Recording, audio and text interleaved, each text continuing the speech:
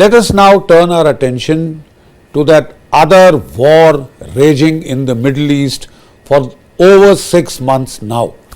And it seems to be not only stretching on, but there are strong chances that it could escalate into something much worse. As we all know, this started on the 7th of October with a dastardly Hamas attack on innocent Israeli civilians, women, children, and about 1,200 of them were killed in cold blood, thousands more wounded, and they took about almost close to 300 hostages. Some have been released, but there are still about 140 in captivity, and many are said to have already died. So far, Israel has been trying to threaten the Hamas to come to the negotiating table by heavy handed operations in the Gaza Strip in the hope that these will bring Hamas to the table, but Hamas has been coming up with ludicrous demands which which cannot be met, which are clearly, as Netanyahu said, delusional, and they have had to call off the talks many times, and this is leading to a lot of angst in Israel itself, because the relatives, the relations of the hostages are building up public pressure onto Netanyahu to get the hostages back anyhow, somehow. The fact is that Hamas seems to be exploiting this. They are refusing to have a ceasefire deal. They are asking for a permanent ceasefire, which I don't think will be acceptable within the given circumstances by Israel. And therefore, the carnage in Gaza continues unabated. Well over 33,000 plus Palestinian citizens, it is said, have been killed, a fair percentage women and children. There are lots of international condemnation of genocide, etc. But the fact is that Israel cannot afford to call off operations and within a month or less than a month have rocket attacks and terrorist attacks resuming from Hamas. So has the Hamas been dealt with adequately? The Israelis are claiming that out of 24 Hamas brigades, they have destroyed 19. And therefore, it is of very great professional interest to us in India, who have a deep interest in counter-terrorist operations, because we have been at the receiving end of terror for over 3 decades now. And the recent Moscow massacre only underlines the threat from terrorism is not going away. Unfortunately, nation states in their wars with stronger military adversaries, in their confrontations, are trying to use terror as a tactic. This is what Russia is accusing Ukraine of doing, of using the fig leaf of Islamic State Khorasan to mount this terror attack. But so far, they have not really come out with the absolute incontrovertible proof. They are mentioning that they have unearthed the financial trails, etc. But all that remains to be seen. And what response will Russia give also remains to be seen. Whereas coming back to Israel, the fact is that operationally, the Israelis have been using an AI, artificial intelligence facial recognition system called Lavender. Now with this, they have thoroughly mapped the Hamas and its supporters and their relations, etc., have done facial recognition, and with this facial recognition software is now their primary tool to trying to eliminate Hamas. The criticism from the professional side that is coming is that the key perpetrators of the 7th October terrible massacre, dastardly terrorist attack are not over ground. So I don't think their faces can be picked up by facial recognition. They are deep in the tunnels. Israel had the choice to go to tunnels, but that is very miserable kind of a warfare which would have entailed very high casualties. As it is, the Israelis have suffered heavy casualties even in these conventional operations in built up terrain. against the Hamas terrorists. So the fact is that they have nevertheless used this to prepare what is being called kill lists. And the criticism is that these kill lists only deal with those who are above the ground outside the tunnels. The Hamas top leadership is either outside the country or it is deep inside the tunnel network. They had gone there, I think, even before they launched the 7th October horrific massacre, and it seems to me that they have stocked themselves up to last about a year or so in the underground tunnels. A far neater solution that was proposed was that they flood the underground tunnels by letting in sea water, sewage water, etc. But I think it looks like that the technical feasibility of this was not found workable because it has not been done. And the second constraining factor would be that it is in these tunnels that possibly the hostages are also being hidden or also being kept held captive. So any chance of recovering them alive would go the moment these tunnels are flooded. So there are obvious constraints to that more logical option, because fighting like the Americans tried to do in the tunnels of Vietnam, Chute tunnels as they are called, very costly in lives and very miserable operations. I don't think the Israelis are in a mood to suffer so many casualties by fighting the way the Hezbollah has planned and designed and prepared for. It would be playing into the Hezbollah's playbook entirely, their strategy entirely. So the fact of the matter is that the lavender facial recognition software, it is being alleged, has caused a lot of collateral damage, has caused a lot of casualties. In fact, the kill list was supposed to be 37,000 strong, and as we know, about 33,000 Palestinians have already been killed in the Israeli bombardments. But the will of the Hamas to fight is not broken. The simple fact that they are refusing to come to the negotiating table or putting forth very unrealistic, delusional kind of demands as if they've won the war or whatever, but their will has not been adequately broken. Now, the Israelis have already started withdrawing their forces because further pursuit of these operations would be at a great cost in terms of public relations. Global image is taking a battering, because the world over Israel is now being accused of taking revenge kind of thing on civilians or on genocide. Israel has to defend itself. It has been attacked. It has the fullest right to defend itself. The discussion is about the proportionate nature of the response. So from a military technical point of view, what can we learn?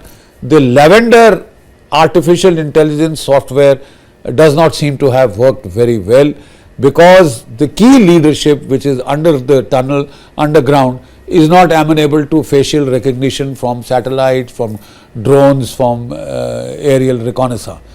So what have been eliminated, I would say, are probably the overground workers. They all play a major part in the operations, in supporting logistical support to the operation, intelligence support to the operations, but they are not the key.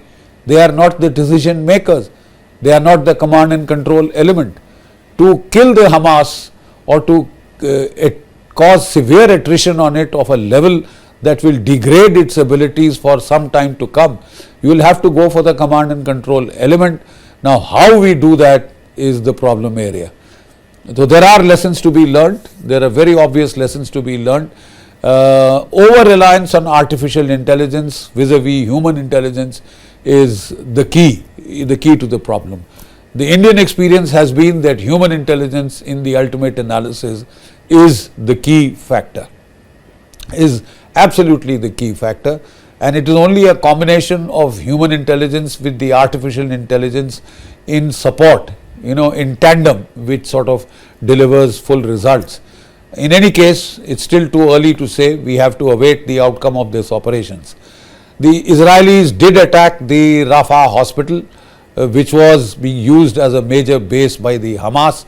As we are all aware, the Hamas has indiscriminately been using hospitals, mosques, schools as bases, arms storage dumps, etc. Hiding their fighters there, so that they would like to invite attacks on these and then play it up for the propaganda value. Now, in the bargain, the suffering that is caused to the Palestinian people seems to matter very little to the Hamas leadership. They have reached a level of brutality in which they are prepared to sacrifice their own citizens, absolutely sacrifice their own citizens. The Palestinians now seem to have reached a state of despair in which they are convinced that they have nowhere to go. They have to fight. If they'll have to fight and die and pay the price in case they want a Palestinian state. So the levels of will that they are exhibiting are a little extraordinary. I mean, they do call into question as to what are the options that you have when an enemy takes such a trenchant kind of a view, is not amenable to reason at all. The fact of the matter is that Israel cannot prematurely call off operations and then again be hit a month or two down the line. That is unaffordable. No, the population of Israel will not accept it, the people will not accept it.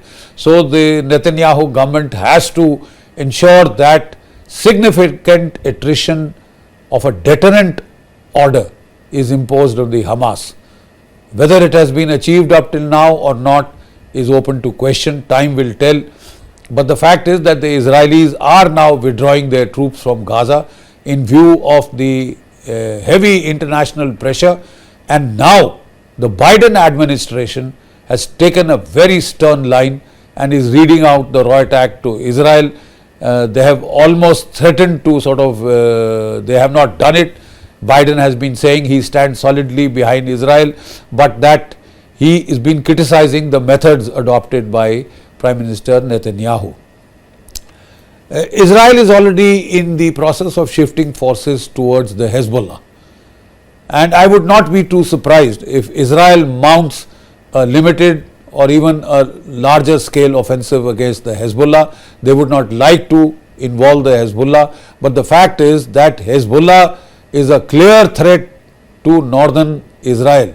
70,000 Israeli citizens have had to be evacuated from northern Israel. How long can Israel tolerate that? Therefore, it may have to give what it deems as deterrent blows to the Hezbollah, and now that it has mobilized, it cannot sustain this mobilization indefinitely, and before it demobilizes, I would not be too surprised if the Israelis decide to also cause serious damage or inflict deterrent levels of attrition onto the Hezbollah in Lebanon. Now that could escalate out of control, escalate to a degree that the United States may get drawn into the battle. So let's wait and see how that unfolds, but the risks of escalation are going up by the day. Talking of escalation, the other major escalatory pedal that has been fully stepped upon is by the Israeli attack on the Iranian embassy in Syria, where a Lieutenant General of the Iranian Revolutionary Guards, the Quds Force, their Brigadier Generals, 2 to 3 of them are being mentioned, have been killed. Now it is being speculated, how far that is true we do not know, but it is being speculated that perhaps Israel has done it deliberately. It could have hit them outside the Iranian embassy, because it was tracking them. It is quite obviously the Americans and the Iranians, the Israelis are tracking the Quds Force commanders, the Iranian Revolutionary Guard commanders and operatives. So they could have hit them outside the embassy. Now when you attack the embassy of a country, that is sovereign territory. It is tantamount to an attack on Iran itself, and quite obviously the Iranian leadership and the population are outraged.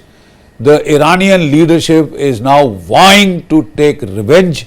They have threatened Israel that your embassies are not safe. Now, Israel is also treading, Iran is also treading on eggshells. You see, they have to be extremely careful.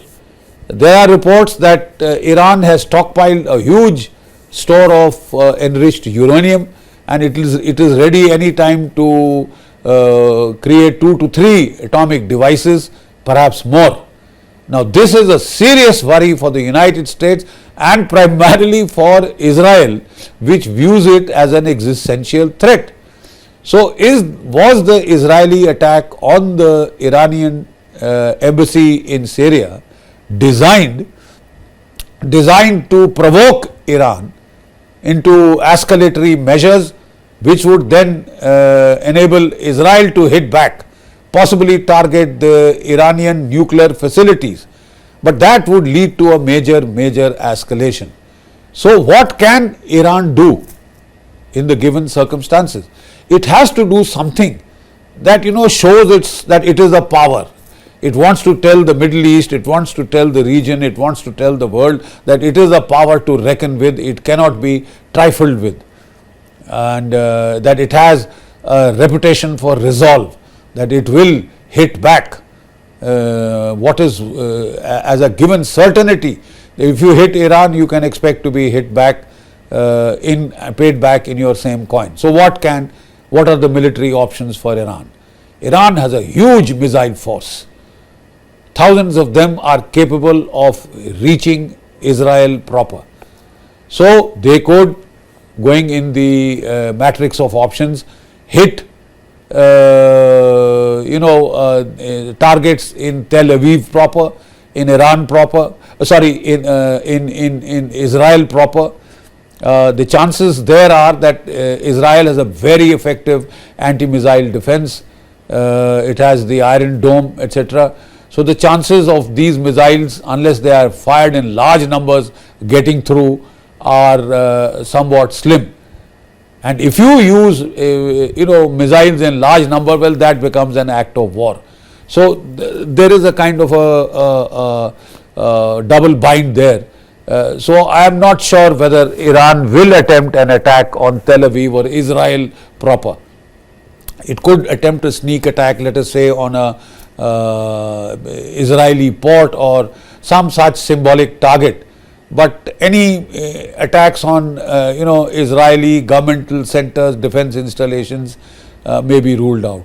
Second set of options is go for hit Israeli embassies in the Middle East or elsewhere. It could hit them again with missiles. It could hit them using the agency of its Shia militias in Syria and Iraq. There are strong chances of this being done either in Syria or in Iraq, or it could do what it had done earlier. Don't forget that it had hit the Israeli embassy in New Delhi with sticky car bombs. It could use this kind of a terroristic kind of a response, but given Iranian pride and the fact that they now consider themselves a strong military power, they have a huge arsenal of tactical ballistic missiles, medium range ballistic missiles, cruise missiles and drones. Their Shahid drones are doing an excellent job in Russia-Ukraine war. They have proven their efficacy. So, the fact of the matter is that it would like to do something military because its military commanders have been hit. But like I said, it has to weigh the options of escalation, accidental escalation, getting into an escalatory spiral very carefully. Israel, some people are saying, is very keen that it now uses this opportunity to hit at the nascent Iranian nuclear program and take it out before it becomes an existential threat for Israel. But are they prepared to go the whole hog? They are trying to drag the Americans in. Will the Americans want to get dragged into a conflict, especially with China and Taiwan scenario on the horizon? there are speculations that China could be tempted to take advantage of America being bogged down in Ukraine and in Israel, Middle East in a very major way, to try and take a pot shot at Taiwan, a full-fledged contingency of a Taiwan invasion, or smaller level variants of this theme in terms of taking offshore islands, or going in for a blockade. Now, it appears to me that China's will or resolve, which seemed to be pretty strong, has been diluted somewhat because of a series of factors. One factor was the scandal in the PLA's rocket forces. PLA has the strongest rocket force in the world, and it is one of its trump cards in any invasion of Taiwan or in any conflict with the United States of America.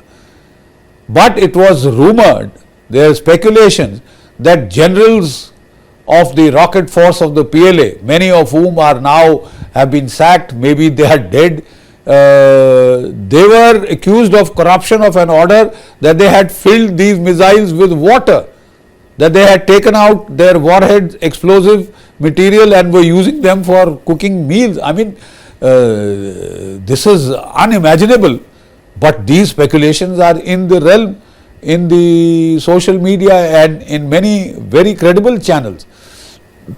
That is why Xi Jinping was forced to take action against his defense minister, his foreign minister, the chief of the rocket forces, and some of the generals who were involved in this horrific level of corruption.